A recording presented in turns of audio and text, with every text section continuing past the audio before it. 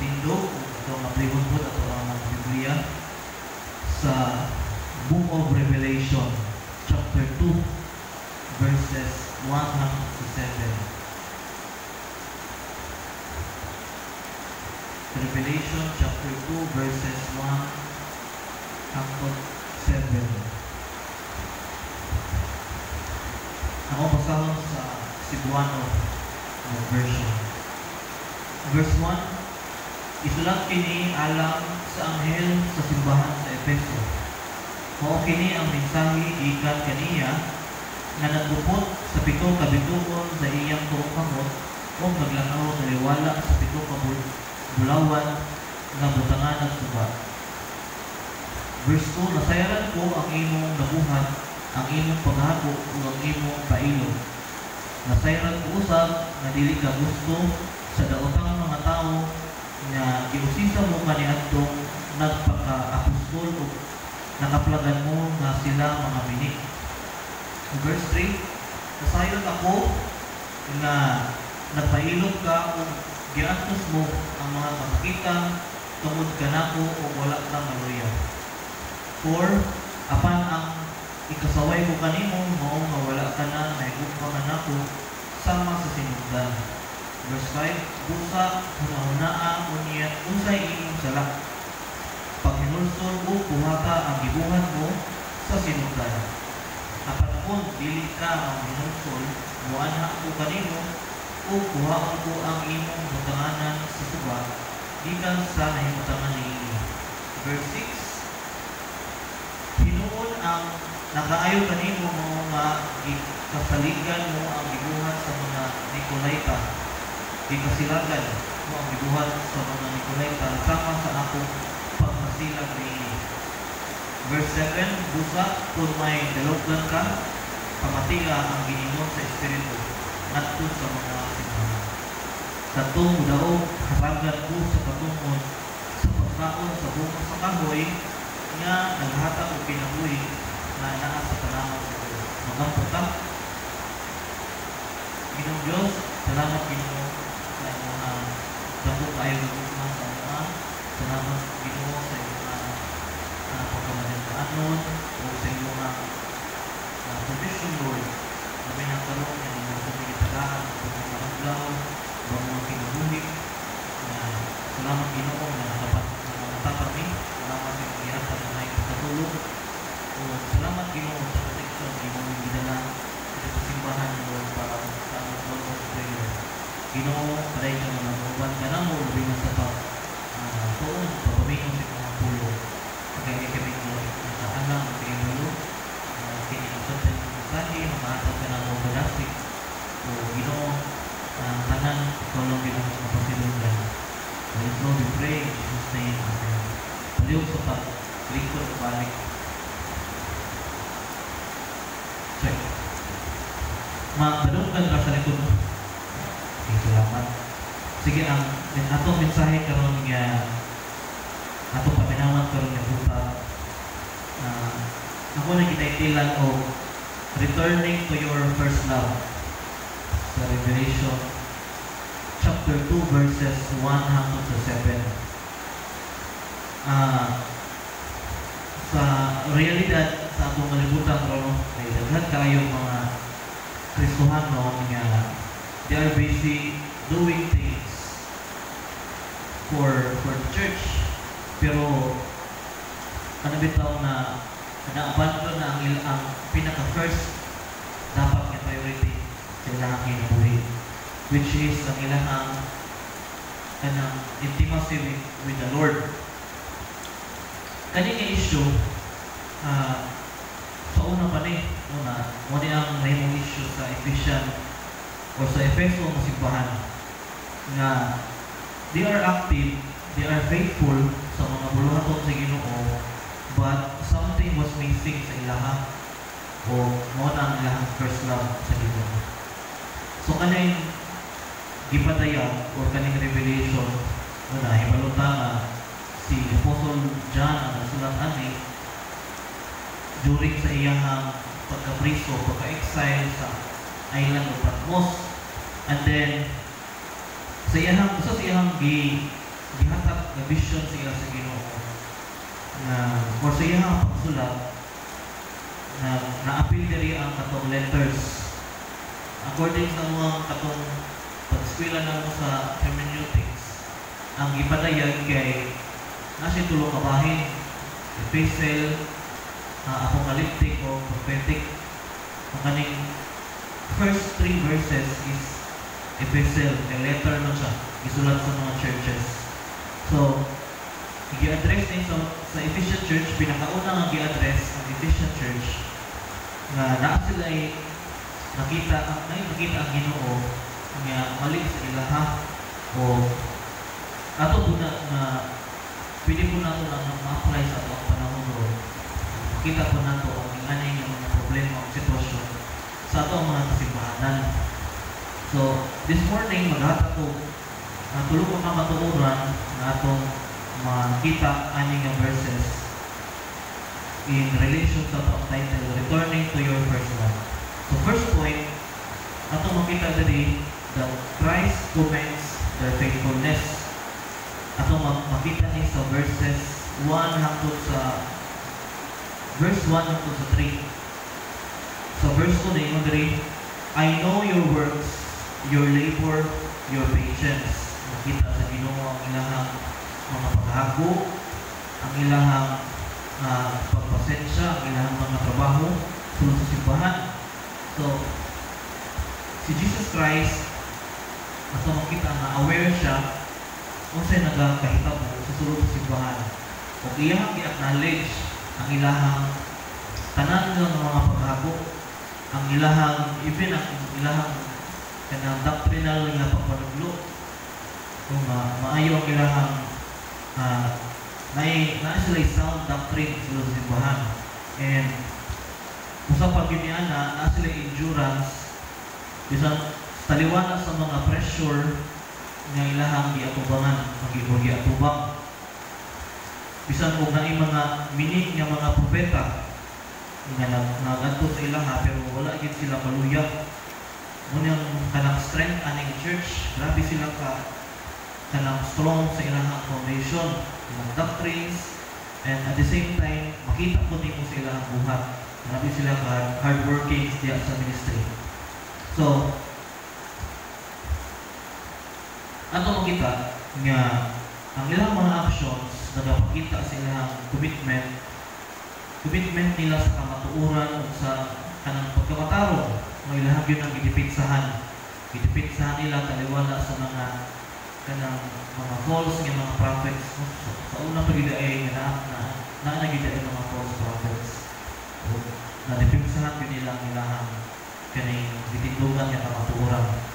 So makita na to, nadili po sila mga tapulan nga mga Kristohanon no kay i-appreciate ni Lord ang ilahang paghago. They were defenders of the faith. However, ang ilahang mga pagbuhat without affection becomes mechanical. Nahimo na siya kanang habit ba? Wala na siya kanang tinguod nga affection. Pero grabe ang ilahang pagpamuhat. So, ato makita diri nga ang faithfulness in ministry is important, but ang Ginoo naga-desire siya o kanang dili lang right doctrine but also right devotion. Muna ang nawala sa ilaha ang kanang tinuod o genuine nga devotion sa Ginoo. Kanang intimacy ba, kanang personal nga devotion nila. Muna'y nawala. And then ikaduha ang point, Christ confronts their forsaken love. Una, Christ commends their faithfulness. Ikaduha, Christ confronts their forsaken love. Ato ni makita sa verse 4. Diri nga, apan ang ikasaway ko kanimo, mao nga wala ka na mahigugma kanako sama sa sinugdan. Ang lahin ang ilahang love, unlike sa ilang first niya pag katong siguro ilahang first niya nahimo sila mga Christians. Despite sa ilahang kanang outward faithfulness sa Ginoo, despite sa ilahang mga paghago, somehow nawala ang ilahang inward nga akong Lord Jesus Christ. Kaning first love diri nga gipasabot sa sulat ni John, it refers to the initial devotion kanang deep, joyful relationship na they once had the first time nga naka-encounter sila ng Jesus Christ. Siguro katong first time sila nga nahimong converts. So, pwede din mga no, nga naakay outward faithfulness pero wala kay inward na devotion, inward passion for the Lord. Siguro kung atong tanawon wala nila ni nawala accidentally, but sila mismo silang kaugalingon kanang kay na iba nga namugnaw ang ilahang kanang passion for the Lord. Ang ilahang naay napabilin nga passion, pero passion for the church dili na sa Ginoo.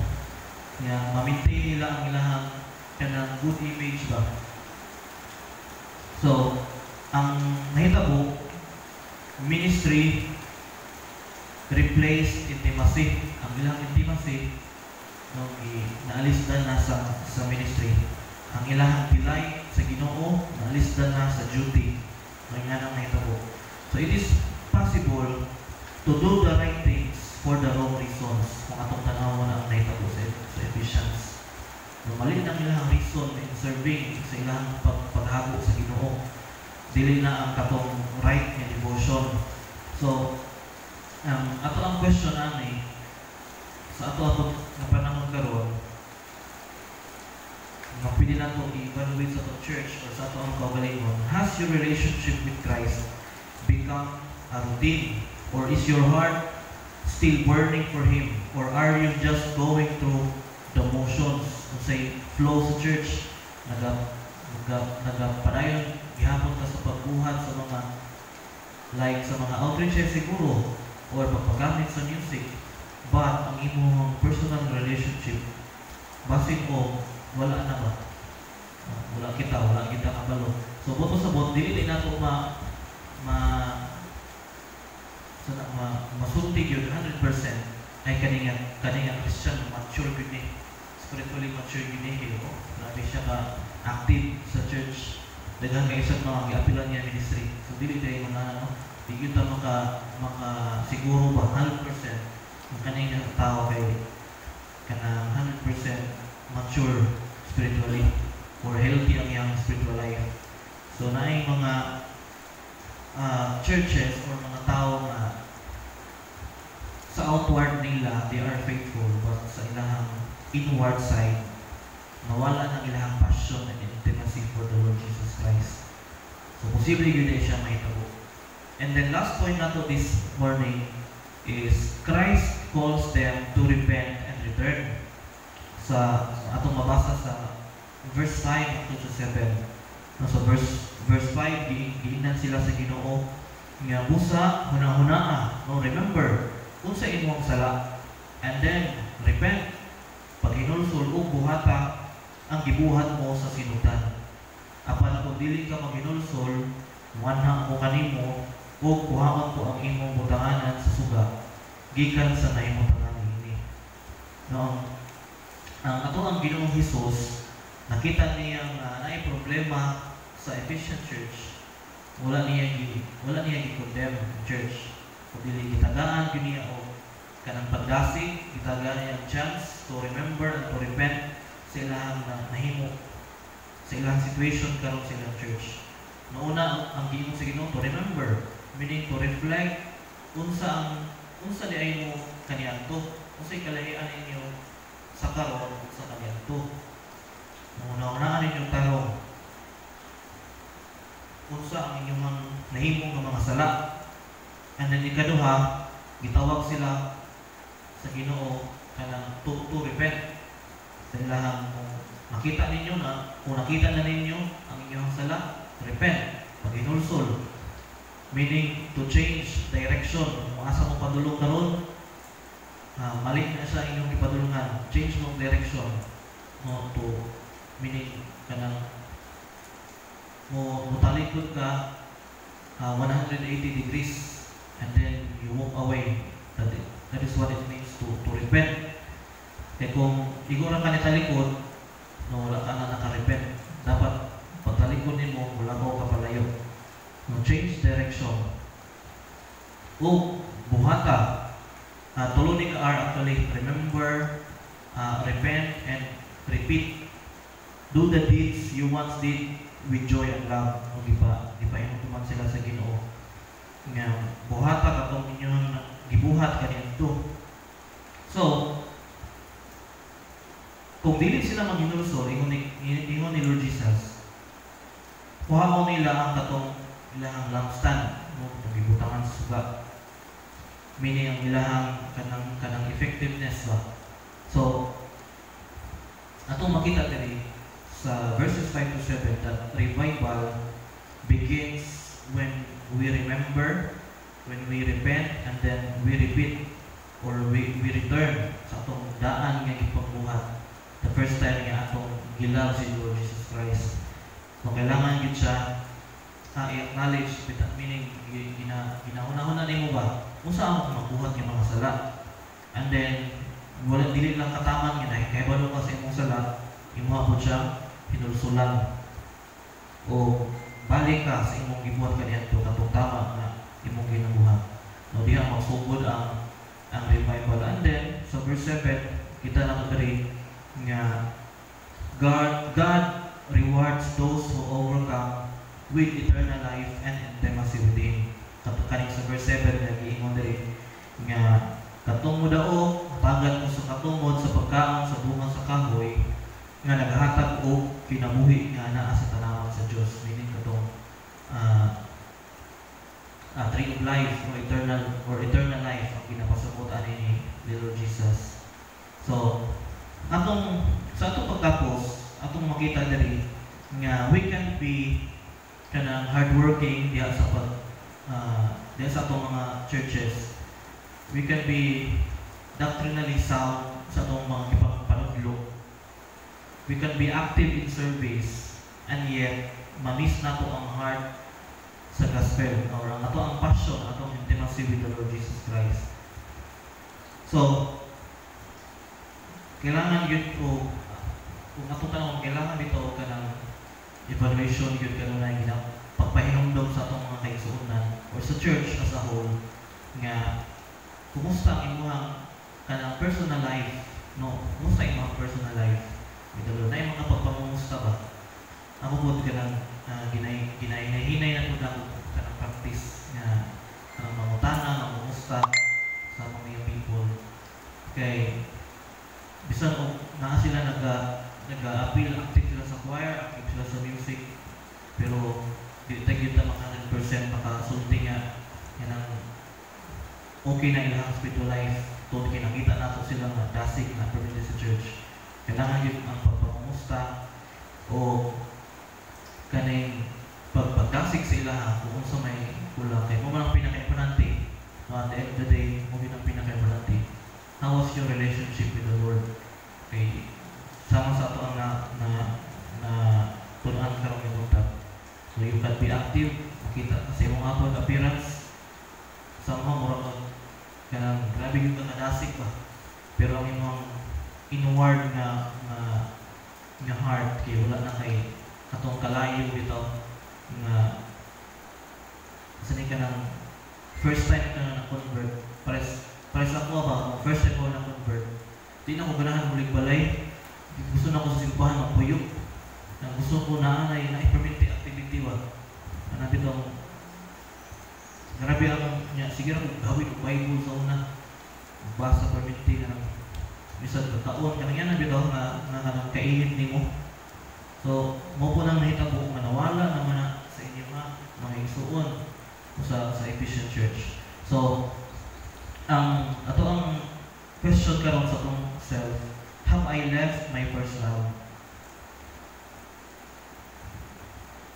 If so, si Christ lovingly nakatawag sa ato to remember, to repent, and to return.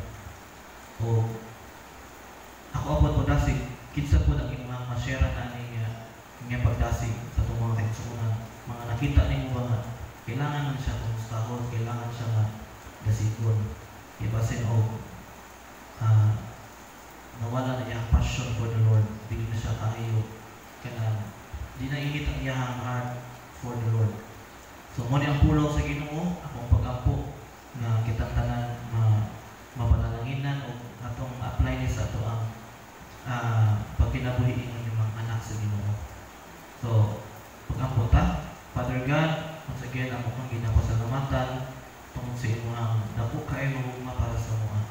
Lord, we thank you kay bisan o daghan yung mga kakulangon diha kanimo.